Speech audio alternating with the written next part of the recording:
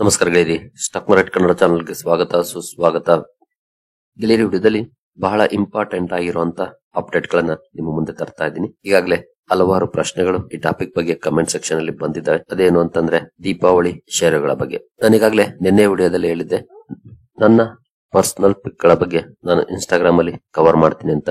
ಇವತ್ತಿನ ಈ ವಿಡಿಯೋದಲ್ಲಿ ಹಲವಾರು ಬ್ರೋಕರೇಜಸ್ ದೀಪಾವಳಿಗೆ ಪಿಕ್ ಮಾಡ್ತಿರೋಂತ ಷೇರುಗಳ ಬಗ್ಗೆ ಕವರ್ ಮಾಡ್ತಾ ಇದ್ದೀನಿ.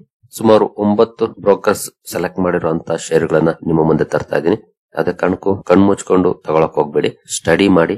ಹಾಗೆ ನಿಮ್ಮ ಹತ್ರ ಈಗಾಗಲೇ ಕೆಲವು ಷೇರುಗಳು ಇರ್ಲೂಬಹುದು, ಅಂತವನ್ನ ಈಗಾಗಲೇ ನೀವು ಸ್ಟಡಿ ಮಾಡಿರ್ತೀರಿ. ಹಾಗಿದ್ದಾಗ ಡಿಸಿಷನ್ ಕೂಡ ತಗೊಳಕ್ಕೆ ಈಸಿ ಆಗುತ್ತೆ. ಯಾವ್ದೇ ಕಾರಣಕ್ಕೂ ಅವ್ರು ಹೇಳಿದ್ದಾರೆ ಅಂತ ತಗೊಳಕ್ ಹೋಗ್ಬೇಡಿ, ನೀವು ಸ್ಟಡಿ ಮಾಡಿ ಫರ್ದರ್. ಆಮೇಲೆ ನಿಮ್ಗೆ ಏನನ್ಸುತ್ತೆ ಅದ್ರ ಮೇಲೆ ಫೈನಲ್ ಡಿಸಿಷನ್ ತಗೊಳ್ಳಿ. ಜೊತೆಗೆ ನಮ್ಮ ಇನ್ಸ್ಟಾಗ್ರಾಮ್ ಚಾನಲ್ ನ ನೀವಿನ್ನು ಫಾಲೋ ಮಾಡ್ತಿಲ್ಲ ಅಂತಂದ್ರೆ ಚಾನಲ್ ಡಿಸ್ಕ್ರಿಪ್ಷನ್ ಅಲ್ಲಿ ಮೋರ್ ಲಿಂಕ್ಸ್ ಮೇಲೆ ಕ್ಲಿಕ್ ಮಾಡಿದ್ರೆ ಇಲ್ಲಿ ಕೆಳಗಡೆ ಸ್ಕ್ರಾಲ್ ಮಾಡಿದ್ರೆ ಇಲ್ಲಿ ಲಿಂಕ್ ಇದೆ, ಫಾಲೋ ಮಾಡಿ. ಇವತ್ತು ಈ ದೀಪಾವಳಿಗೆ ನಾನು ತಗೊಳ್ತಿರುವಂತಹ 2 ಷೇರುಗಳ ಬಗ್ಗೆ ಅಲ್ಲಿ ಮೆನ್ಷನ್ ಮಾಡ್ತೀನಿ. ಇನ್ನು ಮುಂದುವರಿಯ ಮುಂಚೆ ಡಿಸ್ಕ್ಲೇಮರ್ ಕೊಡ್ಲಿಕ್ಕೆ ಇಷ್ಟಪಡ್ತೀನಿ. ಇಲ್ಲಿ ಕವರ್ ಮಾಡ್ತಿರುವಂತಹ ಯಾವುದೇ ಸ್ಟಾಕ್ ಅನ್ನು ಕೂಡ ರೆಕಮೆಂಡ್ ಮಾಡ್ತಿಲ್ಲ. ನೀವು ಫರ್ದರ್ ಸ್ಟಡಿ ಮಾಡಿ ಡಿಸಿಷನ್ ತಗೊಳ್ಬಹುದು. ಆಸ್ ಎ ಎಜುಕೇಶನಲ್ ಪರ್ಪಸ್ ನಾನು ಈ ವಿಡಿಯೋ ಮುಂದೆ ತರ್ತಾ ಇದ್ದೀನಿ. ಹಾಗೆ ಇನ್ನೂ ಒಂದು ಅನೌನ್ಸ್ಮೆಂಟ್, ಈ ದೀಪಾವಳಿಗೆ ನೀವು ಸ್ಟಾಕ್ ಮಾರ್ಕೆಟ್ ಅಲ್ಲಿ ಜರ್ನಿಯನ್ನ ನೋಡೋರು ಒಂದ್ ಒಳ್ಳೆ ಡಿಸಿಷನ್ ತಗೊಳ್ಳೋದು ಅಂತಂದ್ರೆ ಅದು ಮಾರ್ಕೆಟ್ ಬಗ್ಗೆ ಹೆಚ್ಚಿನ ವಿಚಾರವನ್ನ ತಿಳ್ಕೊಳ್ಳೋದು. ನಾವ್ ಈಗಾಗಲೇ ತರಬೇತಿ ಕಾರ್ಯಕ್ರಮವನ್ನ ಶುರು ಮಾಡಿದ್ವಿ. ಇನ್ ಕೇಸ್ ನಿಮ್ಗೆ ಏನಾದ್ರೂ ಇಂಟ್ರೆಸ್ಟ್ ಇದ್ರೆ ಇಮೇಲ್ ಐಡಿ ಇಲ್ಲಿದೆ, ಇಮೇಲ್ ಮೂಲಕ ಸಂಪರ್ಕ ಮಾಡಬಹುದು. ಇನ್ನು ಹೆಚ್ಚಿನ ಮಾಹಿತಿಯನ್ನ ನಾವು ಇಮೇಲ್ ಮೂಲಕ ನಿಮ್ಗೆ ಒದಗಿಸ್ತೇವೆ. ಇಂಟ್ರೆಸ್ಟ್ ಇರೋರು ಸಂಪರ್ಕ ಮಾಡಬಹುದು. ಹಾಗೆ ಅಡ್ವಾನ್ಸ್ ಆಗಿ ನಿಮ್ಗೆಲ್ರಿಗೂ ದೀಪಾವಳಿ ಹಬ್ಬದ ಶುಭಾಶಯಗಳನ್ನ ತಿಳಿಸಲು ಬಯಸ್ತೇನೆ. ಈ ದೀಪಾವಳಿ ಎಲ್ಲರ ಜೀವನದಲ್ಲೂ ಬೆಳಕನ್ನು ತರಲಿ ಅಂತ ಹಾರೈಸ್ತೇನೆ. ಇನ್ನು ನಾನು ಅವಾಗ್ಲೇ ಹೇಳಿದೆ, ಬ್ರೋಕರೇಜಸ್ ಸಜೆಸ್ಟ್ ಮಾಡ್ತಿರೋಂತ ಷೇರುಗಳನ್ನ ಕವರ್ ಮಾಡ್ತಾ ಇದ್ದೀನಿ ಅಂತ. ಮೊದಲಿಗೆ ಸೆಂಟ್ರಮ್ ಬ್ರೋಕಿಂಗ್ ಅವರು 10 ಷೇರುಗಳಿಗೆ ರೇಟಿಂಗ್ ಅನ್ನ ಕೊಟ್ಟಿದ್ದಾರೆ. ಅಪ್ ಟು 31% ವರೆಗೂ ರಿಟರ್ನ್ಸ್ ಎಕ್ಸ್ಪೆಕ್ಟ್ ಮಾಡ್ತಿದ್ದಾರೆ. ಅಂದ್ರೆ ಈ ದೀಪಾವಳಿಯಿಂದ ನೆಕ್ಸ್ಟ್ ದೀಪಾವಳಿಗೆ. ಹಾಗೆ ನಿಮ್ಗೆಲ್ರಿಗೂ ಗೊತ್ತಿರೋ ಹಾಗೆ ಇವರು 1 ಇಯರ್ ಟಾರ್ಗೆಟ್ ಗಳನ್ನ ಕೊಡ್ತಾರೆ ಯೂಶಲಿ ಬ್ರೋಕರ್ಸ್. ಬಟ್ ನಾವು ಯೋಚನೆ ಮಾಡೋದು as A long term perspective ಅಲ್ಲಿ, 1 ಇಯರ್ ಅಥವಾ 6 ಮಂತ್ಸ್ ಅಲ್ಲ, ಲಾಂಗ್ ಟರ್ಮ್ ಪರ್ಸ್ಪೆಕ್ಟಿವ್ ಅಲ್ಲಿ ಯೋಚನೆ ಮಾಡೋದಾದ್ರೆ ಸ್ಟಡಿ ಮಾಡಿ. ಮೊದಲನೇದು ಡಿಕ್ಸಾನ್ ಟೆಕ್ನಾಲಜೀಸ್ ಅನ್ನ ಇವರು ಆಯ್ಕೆ ಮಾಡಿದ್ದಾರೆ. 25% ಅಪ್ಸೈಡ್ ಪೊಟೆನ್ಶಿಯಲ್ ಅನ್ನ ಕೊಡ್ತಿದ್ದಾರೆ. ನೆಕ್ಸ್ಟ್ ಎರಡನೇದು ಆಜಾದ್ ಇಂಜಿನಿಯರಿಂಗ್ ಇದೆ. ಇಲ್ಲಿ 31% ಅಪ್ಸೈಡ್ ಪೊಟೆನ್ಶಿಯಲ್ ಎಕ್ಸ್ಪೆಕ್ಟ್ ಮಾಡ್ತಿದ್ದಾರೆ ಸೆಂಟ್ರಮ್ ಬ್ರೋಕಿಂಗ್ ಅವರು.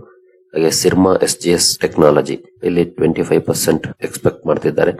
ಇಲ್ಲಿ ಕೆಲವೊಂದು ಕಾರಣಗಳನ್ನು ಕೂಡ ಕೊಟ್ಟಿದ್ದಾರೆ, ಬೇಕಿದ್ರೆ ಓದ್ಕೊಳ್ಬಹುದು. ವಿಡಿಯೋನ ಪಾಸ್ ಮಾಡಿ, ಜಾಸ್ತಿ ಕವರ್ ಮಾಡ್ತಿರೋದ್ರಿಂದ ನಾನು ಅದೆಲ್ಲ ಡೀಟೇಲ್ ಆಗಿ ಹೋಗ್ತಾ ಇಲ್ಲ. ನಂತರ ಕೆನರಾ ಬ್ಯಾಂಕ್ ಇದೆ, 18% ಅಪ್ಸೈಡ್ ಪೊಟೆನ್ಶಿಯಲ್ ಎಕ್ಸ್ಪೆಕ್ಟ್ ಮಾಡ್ತಾರೆ. ಇಲ್ಲಿ ಒಂದಷ್ಟು ಮಾಹಿತಿ ಇದೆ, ಅದಕ್ಕೆ ಸಂಬಂಧಪಟ್ಟಂತೆ ಓದ್ಕೊಳ್ಬಹುದು. ನಂತರ ಚೋಳಮಂಡಲಂ ಇನ್ವೆಸ್ಟ್ಮೆಂಟ್ಸ್ ಆಯ್ಕೆ ಮಾಡಿದ್ದಾರೆ, 18% ಅಪ್ಸೈಡ್ ಪೊಟೆನ್ಶಿಯಲ್ ಎಕ್ಸ್ಪೆಕ್ಟ್ ಮಾಡ್ತಿದ್ದಾರೆ. ನಂತರ ನೈಕಾ 23% ಅಪ್ಸೈಡ್ ಪೊಟೆನ್ಶಿಯಲ್ ಎಕ್ಸ್ಪೆಕ್ಟ್ ಮಾಡ್ತಿದ್ದಾರೆ ಇಲ್ಲಿ. ನಂತರ ಸ್ವಿಗ್ಗಿ ಇದೆ, 19% ಎಸ್ಟಿಮೇಟ್ ಮಾಡ್ತಿದ್ದಾರೆ. ಹಾಗೆ KEI ಇಂಡಸ್ಟ್ರೀಸ್ ಇದೆ, 22% ಅಪ್ಸೈಡ್ ಪೊಟೆನ್ಶಿಯಲ್ ಎಕ್ಸ್ಪೆಕ್ಟ್ ಮಾಡ್ತಿದ್ದಾರೆ. ನಂತರ Bajaj auto 21% upside potential expect ಮಾಡ್ತಿದ್ದಾರೆ ಬಜಾಜ್ ಆಟೋದಲ್ಲಿ. ನಂತರ BEL ಇದೆ, ಭಾರತ್ ಎಲೆಕ್ಟ್ರಾನಿಕ್ಸ್ 22% ಅಪ್ಸೈಡ್ ಪೊಟೆನ್ಶಿಯಲ್ ಅನ್ನ ಎಕ್ಸ್ಪೆಕ್ಟ್ ಮಾಡ್ತಿದ್ದಾರೆ. ಇದು ಸೆಂಟ್ರಮ್ ಬ್ರೋಕಿಂಗ್ ಅವರು ಕೊಡ್ತಿರುವಂತಹ ಷೇರುಗಳು. ಸ್ಟಡಿ ಮಾಡಬಹುದು ಇವುಗಳನ್ನ, ಯಾವುದೇ ಕಾರಣಕ್ಕೂ ಕಣ್ಮುಚ್ಕೊಂಡು ತಗೊಳಕ್ ಹೋಗ್ಬೇಡಿ, ಸ್ಟಡಿ ಮಾಡಿ. ನಂತರ PL ಕ್ಯಾಪಿಟಲ್ ಇವರು ಕೂಡ 10 ಷೇರುಗಳನ್ನ 2,282ಕ್ಕೆ ಕೊಡ್ತಿದ್ದಾರೆ. ಮೊದಲನೇದಾಗಿ HCL ಟೆಕ್ನಾಲಜೀಸ್ ಇದೆ, ಇಲ್ಲೊಂದಷ್ಟು ಕಾರಣಗಳನ್ನ ಕೊಟ್ಟಿದ್ದಾರೆ, ನೋಡಬಹುದು. ನಂತರ HAL ಅನ್ನ ಸಜೆಸ್ಟ್ ಮಾಡ್ತಿದ್ದಾರೆ. ITC ಇದೆ ಇವರ ಲಿಸ್ಟ್ ಅಲ್ಲಿ. ನಂತರ ICICI ಬ್ಯಾಂಕ್ ಇದೆ, ಅಪೋಲೋ ಹಾಸ್ಪಿಟಲ್ಸ್ ಇದೆ, KEI ಇಂಡಸ್ಟ್ರೀಸ್ ಇದೆ. ಸೆಂಟ್ರಮ್ ಬ್ರೋಕಿಂಗ್ ಅವರು ಕೂಡ KEI ಅನ್ನ ಕೊಟ್ಟಿದ್ದಾರೆ, ಇವರು ಕೂಡ ಕೊಟ್ಟಿದ್ದಾರೆ. ಹ್ಯಾರಿಸ್ ಲೈಫ್ ಸೈನ್ಸ್ ಇದೆ, ಡಾಮ್ಸ್ ಇಂಡಸ್ಟ್ರೀಸ್ ಅನ್ನ ಕೊಟ್ಟಿದ್ದಾರೆ. ನಂತರ ಡೇಟಾ ಪ್ಯಾಟರ್ನ್ಸ್ ಡಿಫೆನ್ಸ್ ಅಲ್ಲಿ ಕೆಲಸ ಮಾಡುವಂತಹ company, Schaeffler India manufacturing sector company. ಈ ಷೇರುಗಳನ್ನ ಇವರು ತಮ್ಮ ದೀಪಾವಳಿ ಆಯ್ಕೆಗಳಾಗಿ ಕೊಟ್ಟಿದ್ದಾರೆ. ಸ್ಟಡಿ ಮಾಡಬಹುದು ಇವುಗಳನ್ನ. ಯಾವುದೇ ಕಾರಣಕ್ಕೂ ನಾವಾಗ್ಲೇ ಹೇಳಿದಾಗೆ ಬ್ಲೈಂಡ್ಲಿ ತಗೊಳಕ್ ಹೋಗ್ಬೇಡಿ, ಸ್ಟಡಿ ಮಾಡಿ. ನಿಮ್ಗೆ ಹೌದು ಇಲ್ಲಿ ಪೊಟೆನ್ಶಿಯಲ್ ಇದೆ ಅನ್ಸ್ತಾ, ದೆನ್ ಡಿಸಿಷನ್ ತಗೊಳ್ಳಿ. ಇಲ್ವಾ ಸ್ಟ್ರೈಟ್ ಅವೇ ಇಗ್ನೋರ್ ಕೂಡ ಮಾಡಬಹುದು. ಇದು PL ಕ್ಯಾಪಿಟಲ್ ಅವರದ್ದು. ನೆಕ್ಸ್ಟ್ ಸೆಂಟ್ರಮ್ ಬ್ರೋಕಿಂಗ್, ಈಗಾಗಲೇ ನಾವು ನೋಡಿದ್ವಿ ಸೆಂಟ್ರಮ್ ಬ್ರೋಕಿಂಗ್. ಕೋಟಕ್ ಸೆಕ್ಯೂರಿಟೀಸ್ ಅವರು 7 ಷೇರುಗಳನ್ನ ಆಯ್ಕೆ ಮಾಡ್ತಿದ್ದಾರೆ. ಮೊದಲು ಅದಾನಿ ಪೋರ್ಟ್ಸ್ ಅಂಡ್ ಸೇಸ್ ಮೊದಲನೇ ಸ್ಟಾಕ್ ಇರೋದು. ನಂತರ ಕಮಿನ್ಸ್ ಇಂಡಿಯಾ ಕೊಡ್ತಿದ್ದಾರೆ. ನಂತರ 3ನೇ ಸ್ಟಾಕ್ ಎಟರ್ನಲ್ ಅಥವಾ ಝೊಮ್ಯಾಟೊ. ICICI ಬ್ಯಾಂಕ್ ಅನ್ನು ಇವರು ಆಯ್ಕೆ ಮಾಡ್ತಿದ್ದಾರೆ. ನಂತರ ಮಹೀಂದ್ರ ಅಂಡ್ ಮಹೀಂದ್ರಾನ ಆಯ್ಕೆ ಮಾಡ್ತಿದ್ದಾರೆ. ಹಾಗೆ ಅಕ್ಯುಟಾಸ್ ಕೆಮಿಕಲ್ ಸೆಕ್ಟರ್ ನ ಸ್ಟಾಕ್ ಅನ್ನ ಆಯ್ಕೆ ಮಾಡ್ತಿದ್ದಾರೆ. ನಂತರ ಅಷ್ಟೇ 7 ಷೇರುಗಳನ್ನ ಇವರು ಕೊಡ್ತಿದ್ದಾರೆ. ಅದಕ್ಕೆ ಕಾರಣಗಳನ್ನು ಕೂಡ ಕೊಟ್ಟಿದ್ದಾರೆ. ಫೈನಾನ್ಷಿಯಲ್ ಎಕ್ಸ್ಪ್ರೆಸ್ ಅಲ್ಲಿ ನಿಮ್ಗೆ ಸಿಗುತ್ತೆ ಫ್ರೀ ಆಗಿ. ಜಸ್ಟ್ ನೀವು ಮಾಡಬೇಕಾಗಿರೋದು ಕೋಟಕ್ ಸೆಕ್ಯೂರಿಟೀಸ್ ದೀಪಾವಳಿ ಪಿಕ್ಸ್ ಅಂತ ಗೂಗಲ್ ಅಲ್ಲಿ ಸರ್ಚ್ ಮಾಡಿದ್ರೆ ಈ ಲಿಂಕ್ ಬರುತ್ತೆ, ಅಥವಾ ಬೇರೆ ಯಾವುದೇ ಆರ್ಟಿಕಲ್ ಲಿಂಕ್ ಕೂಡ ಬರಬಹುದು. ಅಲ್ಲಿಂದ ಇದನ್ನ ಬೇಕಾದ್ರೆ ಇನ್ನು ಡೀಟೇಲ್ ಆಗಿ ಓದ್ಕೊಳ್ಬಹುದು, ಯಾಕೆ ಇವರು ಈ ಷೇರುಗಳನ್ನೇ ಆಯ್ಕೆ ಮಾಡ್ತಿದ್ದಾರೆ ಅಂತ. ನೆಕ್ಸ್ಟ್ HDFC ಸೆಕ್ಯೂರಿಟೀಸ್ ಅವರ 10 ಷೇರುಗಳ ಬಗ್ಗೆ ತಿಳ್ಕೊಳ್ಳೋಣ. ಇವರು ಅಪ್ ಟು 26% ಅಪ್ಸೈಡ್ ಎಕ್ಸ್ಪೆಕ್ಟ್ ಮಾಡ್ತಿದ್ದಾರೆ. ಯಾವೆಲ್ಲ ಷೇರುಗಳಿದ್ದಾವೆ? ಮೊದಲನೇದು ಅಸೋಸಿಯೇಟೆಡ್ ಆಲ್ಕೋಹಾಲ್ಸ್ ಅಂಡ್ ಬ್ರೇವರೀಸ್, ಮೊದಲ ಸ್ಟಾಕ್, ಇಲ್ಲಿ 17% ಅಪ್ಸೈಡ್ ಎಕ್ಸ್ಪೆಕ್ಟ್ ಮಾಡ್ತಿದ್ದಾರೆ. ನಂತರ ಏರ್ಟೆಲ್ ಇದೆ, ಭಾರತ್ ಏರ್ಟೆಲ್ 15% ಎಕ್ಸ್ಪೆಕ್ಟ್ ಮಾಡ್ತಿದ್ದಾರೆ, ಇಲ್ಲಿ ಎರಡನೇ ಸ್ಟಾಕ್. ಇನ್ನು ಮೂರನೇ ಸ್ಟಾಕ್ ಬಂದ್ರೆ ಹ್ಯಾಪಿ ಫೋರ್ಜಿಂಗ್ಸ್ 18% ಎಸ್ಟಿಮೇಟ್ ಮಾಡ್ತಿದ್ದಾರೆ ಇಲ್ಲಿ. ನಂತರ IDFC ಫಸ್ಟ್ ಬ್ಯಾಂಕ್ ಇದೆ, 20% ಎಕ್ಸ್ಪೆಕ್ಟ್ ಮಾಡ್ತಿದ್ದಾರೆ ಈ ಸ್ಟಾಕ್ ಅಲ್ಲಿ.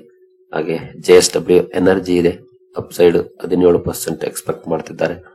ಲಾರ್ಸನ್ ಅಂಡ್ ಟೋಬ್ರೋ 13% ಎಕ್ಸ್ಪೆಕ್ಟ್ ಮಾಡ್ತಿದ್ದಾರೆ HDFC ಸೆಕ್ಯೂರಿಟೀಸ್ ಅವರು ಇಲ್ಲಿ. ಹಾಗೆ MSTC 27% ಎಕ್ಸ್ಪೆಕ್ಟ್ ಮಾಡ್ತಿದ್ದಾರೆ ಅಕಾರ್ಡಿಂಗ್ ಟು HDFC ಸೆಕ್ಯೂರಿಟೀಸ್.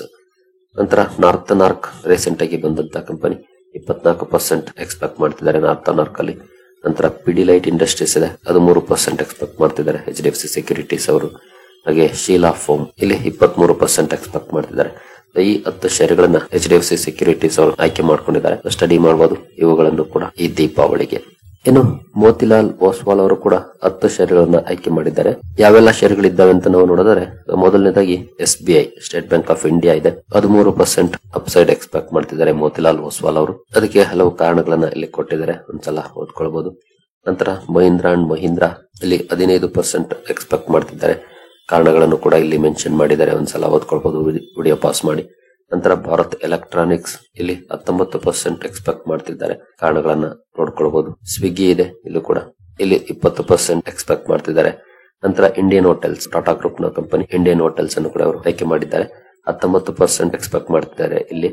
ನಂತರ ಮ್ಯಾಕ್ಸ್ ಫೈನಾನ್ಷಿಯಲ್ ಇದೆ, ಇಲ್ಲಿ ನೋಡಬಹುದು 29% ಎಕ್ಸ್ಪೆಕ್ಟ್ ಮಾಡ್ತಿದ್ದಾರೆ ಮ್ಯಾಕ್ಸ್ ಫೈನಾನ್ಷಿಯಲ್ ಅಲ್ಲಿ. ಹಾಗೆ ರಾಡಿಕೋ ಕೈತಾನ್ ಇದೆ, ಇಲ್ಲಿ 13% ಎಕ್ಸ್ಪೆಕ್ಟ್ ಮಾಡ್ತಿದ್ದಾರೆ.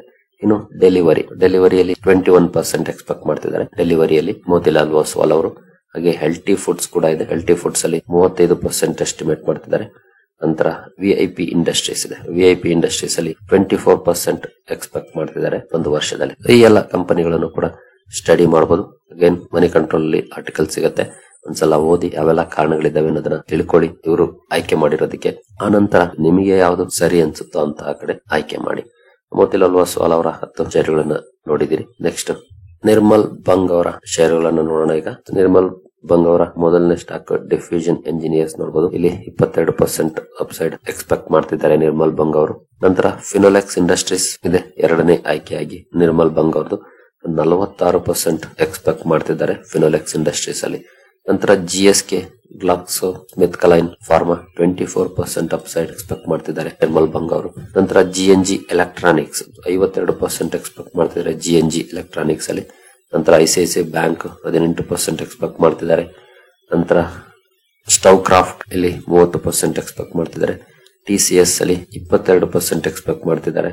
ಹಾಗೆ ವರುಣ್ ಬೆವರೇಜಸ್ ಅನ್ನು ಕೂಡ ಇವರು ಕೊಟ್ಟಿದ್ದಾರೆ, 23% ಎಕ್ಸ್ಪೆಕ್ಟ್ ಮಾಡ್ತಿದ್ದಾರೆ VBL ಅಲ್ಲಿ. ಖಂಡಿತ ಇವುಗಳಲ್ಲಿ ಹಲವಾರು ಷೇರುಗಳು ನಿಮ್ಮ ಹತ್ರ ಈಗಾಗಲೇ ಇರಬಹುದು, ಅಂತವರಿಗೆ ಖುಷಿ ವಿಚಾರ ಅಂತಾನೆ ಹೇಳ್ಬೋದು. ಹಲವಾರು ಬ್ರೋಕರೇಜಸ್ ಕೂಡ ಅವೇ ಷೇರುಗಳನ್ನ ಆಯ್ಕೆ ಮಾಡಿದ್ದಾರೆ ಅಂತಂದ್ರೆ ನೀವು ರೈಟ್ ಪಾತ್ ಅಲ್ಲಿ ಇದ್ದೀರಿ ಅಂತ.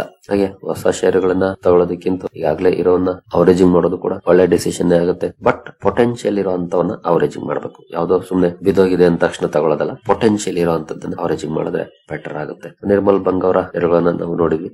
Next money control Deepavali portfolio. Last year ಕೂಡ ಇವರು ಒಂದು ಪೋರ್ಟ್ಫೋಲಿಯೋನ ಕೊಟ್ಟಿದ್ರು, ಯಾವ ರೀತಿ ಪರ್ಫಾರ್ಮೆನ್ಸ್ ಮಾಡಿದೆ ಅಂತ ನೋಡಬಹುದು. 2024ರ ಪೋರ್ಟ್ಫೋಲಿಯೋ 10% ಪಾಸಿಟಿವ್ ರಿಟರ್ನ್ಸ್ ಅನ್ನ ಕೊಟ್ಟಿದೆ. ನಿಫ್ಟಿ 5% ಅಥವಾ 5.37, Nifty 500 3.56. But money control Deepavali portfolio ನೋಡಬಹುದು 10% ಲಾಭವನ್ನು ಕೊಟ್ಟಿದೆ, ಒಳ್ಳೆ ಲಾಭವನ್ನು ಕೊಟ್ಟಿದೆ, ನಾಟ್ ಬ್ಯಾಡ್ ಅಂತಾನೆ ಹೇಳ್ಬೋದು. ಯಾಕಂದ್ರೆ ಎನಿಥಿಂಗ್ ಅಬೌವ್ FD ಒಳ್ಳೆ ರಿಟರ್ನ್ಸ್, ಜೊತೆಗೆ ಮಾರ್ಕೆಟ್ ಅನ್ನ ಬೀಟ್ ಮಾಡಿದೆ, ಬೆಂಚ್ ಮಾರ್ಕ್ ಅನ್ನ ಬೀಟ್ ಮಾಡಿದೆ, ನಿಫ್ಟಿ 50 ಅನ್ನ ಬೀಟ್ ಮಾಡಿದೆ. ಇದಕ್ಕಿಂತ ಏನ್ ಬೇಕು, ಒಳ್ಳೆ ಪರ್ಫಾರ್ಮೆನ್ಸ್ ಅನ್ನ ಮಾಡಿದೆ ಓವರ್ ಆಲ್ ಪೋರ್ಟ್ಫೋಲಿಯೋ. ಹಲವು ಷೇರುಗಳು ಖಂಡಿತ ಮೋರ್ ದನ್ 50% ಡೌನ್ ಇರೋ ಸ್ಟಾಕ್ ಇದೆ ಈ ಪೋರ್ಟ್ಫೋಲಿಯೋದಲ್ಲಿ. ಬಟ್ ಬೇರೆ ಸ್ಟಾಕ್ ಗಳು ಒಳ್ಳೆ ಲಾಭವನ್ನು ಕೊಟ್ಟಿರೋದ್ರಿಂದ ಓವರ್ ಆಲ್ ಪೋರ್ಟ್ಫೋಲಿಯೋ ಪಾಸಿಟಿವ್ ಆಗಿದೆ. ಲಿಸ್ಟ್ ನೋಡಬಹುದು, ಇವೆಲ್ಲ ಷೇರುಗಳಿದ್ದು ವೈಟೇಜ್ ಎಷ್ಟಿತ್ತು.